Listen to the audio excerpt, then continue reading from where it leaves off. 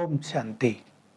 श्रीमद् भगवत गीता का 12वां अध्याय भी बहुत ही प्रिय है, जिसमें भगवान बार बार इस चीज का वर्णन कर रहे हैं, मुझे कौन बहुत ज्यादा प्रिय है। सभी भगवान का प्रिय बनना तो चाहेंगे ही। भगवान जिन्हें प्यार करे, लोग डरते भी हैं, लेकिन इसका अर्थ ही नहीं होता भगवान उन्हें मार डालेगा और ऊपर ले जाएगा। भगवान बहुत प्यार करता है तो साथ निभाएगा, मदद करेगा, सब कुछ सुनेगा, कमियों को भरने में बहुत ज़्यादा बल प्रदान करेगा। उसके प्यार की निशानी, हमारे प्यार की निशानी उससे जो इस अध्याय में और गीता की ये मुख्य शिक्षाएं हैं जो इस अध्याय में भी आई हैं। हर कर्म जो मेरे लिए करता है, जो हर कर्म को मेरे अर्पित कर देता है, जो कर्म के फल को भी अर्पित कर देता है, वो मुझे बहुत प्रिय है। जो क्रोध रहित है, जो स्वार्थ रहित प्रेम रखता है सबसे, जिसका अंदर बाहर बहुत शुद्ध है, मन और कर्मेंद्रियों पर जो विजयी है, जो मान अपमान निंदा स्तुति हार जीत में समान भाव रखता है, जो क्रोध रहित है, वो मुझे अति प्रिय है। देखिए, ऐसे लोग तो संसार में भी सबको प्रिय होते हैं, और ऐसा व्यक्ति स्वयं को भी स्वयं बहुत प्रिय होता है। ऐसे व्यक्ति को अपना जीवन भी बहुत अच्छा लगता है।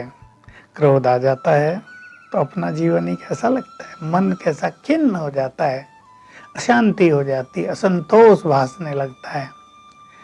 तो जो हमें प्रिय है वही भगवान को प्रिय है। जिसे संसार प्यार करता है उसे भगवान भी प्यार करता है। तो इस अध्याय में कही हुई बातें संसार की बहुत सारी समस्याओं का निदान कर सकती हैं। इसलिए गीता ज्ञान की ये ब्यूटी है कि ये प्रैक्टिकल जीवन बनाने वाला है। ये संसार की समस्याओं को समाप्त करने वाला है। जैसे ये कहा है, कर्म मुझ में अर्पित कर। अब ये बड़ी सूक्ष्म बात है। भक्त लोग, थोड़े बहुत भक्त लोग इसको जान सकते होंगे। गीता पाठी तो आजकल मुश्किल से ही मिलेंगे। पाठ करने वाले तो केवल पाठ करना ही अपना लक्ष्य मानते हैं। उसे धारण करना, उन चीज़ों की प्रैक्टिस करना, ये तो केवल योगी करते हैं। और गीता में बार बार ये बात कही गई है कि मुझसे योगयुक्त हो जाओ, मेरी अव्यभिचारी याद में स्थित हो जाओ, अनन्य भाव से मुझे भजो। इसका अर्थ यही है, केवल एक और नहीं। आजकल भक्ति में क्या हो गया है, मन इधर उधर भी जाता है, इधर उधर देखता है। उसको हनुमान से कुछ नहीं मिला तो गणेश जी के पास जाता है, गणेश से कुछ नहीं मिला तो देवियों के पास जाता है, देवियों से कुछ नहीं मिला तो बहुत सारे गुरुओं के मंदिर है, वहीं पहुंच जाता है। एक को तो सब भूल गए हैं। इससे मनुष्य के मन का बिखराव भी बहुत हो गया है। तो आज मैं इसमें पहले एक चीज ले रहा हूं कि हम समर्पित भाव से कर्म तो करें ही, अर्थात हम जो कर्म कर रहे हैं वो भगवान के लिए, उसकी सेवा के लिए। और जो ब्रह्मावत्स हैं वो तो इसको बहुत अच्छी तरह जानते हैं। भगवान ने यज्ञ रचा है संसार में, और हम अपने कर्मों की आहुति भी उस यज्ञ में दे रहे हैं। तो जो कुछ हम कर रहे हैं वो तेरे लिए है। कर्म सारा दिन हमने किया, जब आप घर के लिए निकलें तो सब प्रभु अर्पित कर दें। जब आप रात को सोने जाएं तो सारा दिन का अपना सब कुछ उसे अर्पित कर दें। अच्छे कर्म भी, कोई बोझ भी, कोई समस्या टेंशन भी, कोई चीज मन को भारी कर रही है वो भी प्रभु अर्पण कर दें। बड़ा मजा आएगा। आपकी नींद अच्छी होगी, आप सवेरे बहुत फ्रेश उठेंगे, चिंताएं आपकी खत्म हो जाएंगी। प्रभु अर्पण करने के पीछे प्रभु का कोई स्वार्थ नहीं है। वो हमें ऐसा जीवन देना चाहता है जो हमें भी प्रिय हो। अगर हम बहुत सारी बातें दिमाग में रख के रात को सोते हैं तो स्वप्न उल्टे सुलटे आते हैं, अगले दिन पर उनका प्रभाव पड़ता है। फिर अगले दिन की बातें, फिर तीसरे दिन की बातें, फिर अगले मास की बातें, फिर सालों की बातें हमारी इस बुद्धि में सब भरी रहती हैं। इसका इफेक्ट बहुत ज़्यादा होता है। आप सबको बता दूं, जिन्होंने बहुत व्यर्थ की बातें दिमाग में भर ली हैं, जिनके दिमाग पर प्रेशर जैसा रहता है, उन्हें घुटने दर्द बहुत होंगे। और जो बिल्कुल मुक्त रहते हल्के, उन्हीं की ये समस्याएं समाप्त हो जाएंगी। तो देखिए, समर्पित करने से अपने भावों को, अपने बोझ को, अपने कर्मों को कितना सुखद जीवन हो जाएगा। कर्मों के फल को भी तो हमें समर्पित करना होता है। ये और सुंदर चर्चा है। अगले अध्याय में इसका बहुत अच्छा वर्णन है, उसकी चर्चा हम भी बाद में करेंगे। लेकिन हम पहले इसकी प्रैक्टिस करें अपने जीवन में। आप गीता पढ़ते तो नहीं होंगे, लेकिन मैं ये गीता का जो एक सार रूप में महावाक्य है, इसकी प्रैक्टिस आप सबको कराना चाहता हूँ। कर्म उसके अर्थ करें। आप धन कमा रहे हैं बच्चों के लिए, नेचुरल है, पालना आपको बच्चों की करनी, लेकिन संकल्प ये करें तुम्हारे अर्थ ये धन हम कमा रहे हैं, ये सब तुम्हारे ही तो बच्चे हैं, तुम्हारी ओर से हम उनकी पालना करेंगे। देखो, जीवन का आनंद, एक विचार बदलते ही जीवन का आनंद बदल जाएगा।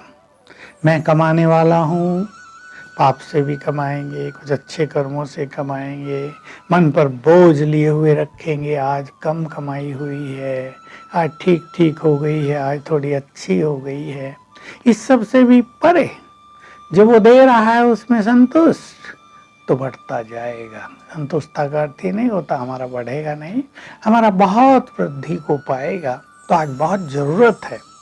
मैं तो जब लोगों की बहुत सारी समस्याएं सुनता हूँ, कल भी एक बड़े व्यक्ति की समस्या हमारे पास आई, काफी बड़े हैं वो, तो मन में बहुत सारी गंदगी भर ली है, तो नींद का सुख नहीं मिलता।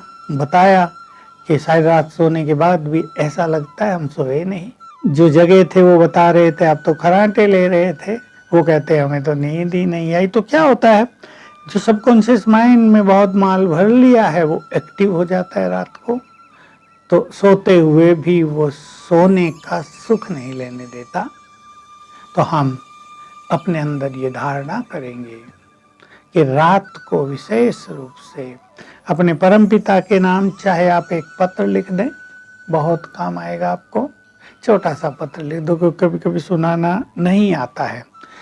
भगवान के नाम पत्र, अपनी एक पर्सनल डायरी बना लें, बहुत सुंदर अनुभव होंगे। लाखों लोगों ने किया है और सबके अनुभव सचमुच अविस्मरणीय हैं, प्रशंसनीय हैं।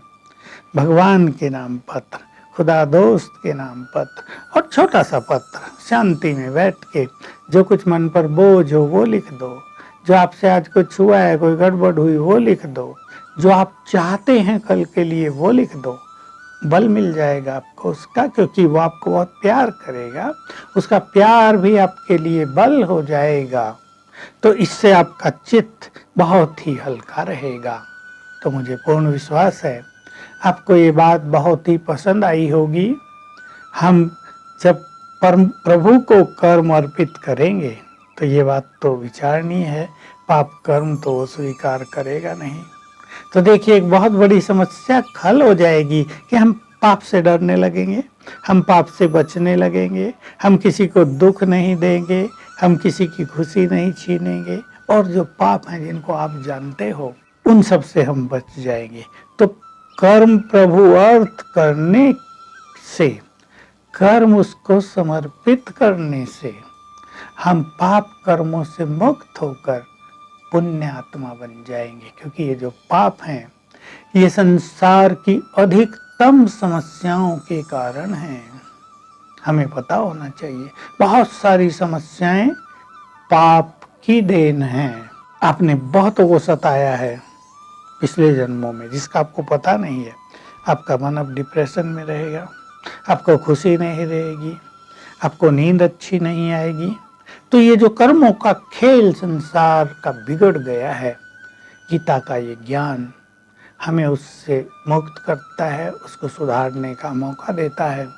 हम पुण्य आत्माएं बन जाते हैं, अच्छा कर्म करना सीखते हैं। जैसे हम भोग भगवान को क्या लगाएंगे, जो उसे प्रिय हो। खीर पूरी लगाते हैं लोग, हलवा लगाते हैं, फ्रूट्स लगाते हैं। गंदा भोजन वो स्वीकार नहीं करता, ऐसे ही अच्छे कर्म ही वो स्वीकार करेगा तो बहुत समस्याएं समाप्त हो जाएंगी, बहुत लोग जेल जाने से बच जाएंगे, सरकार के काम भी हल्के हो जाएंगे। तो आइए गीता के 12वें अध्याय से हम ये सब सीख कर प्रैक्टिकल जीवन में शुरुआत करें। ओम शांति।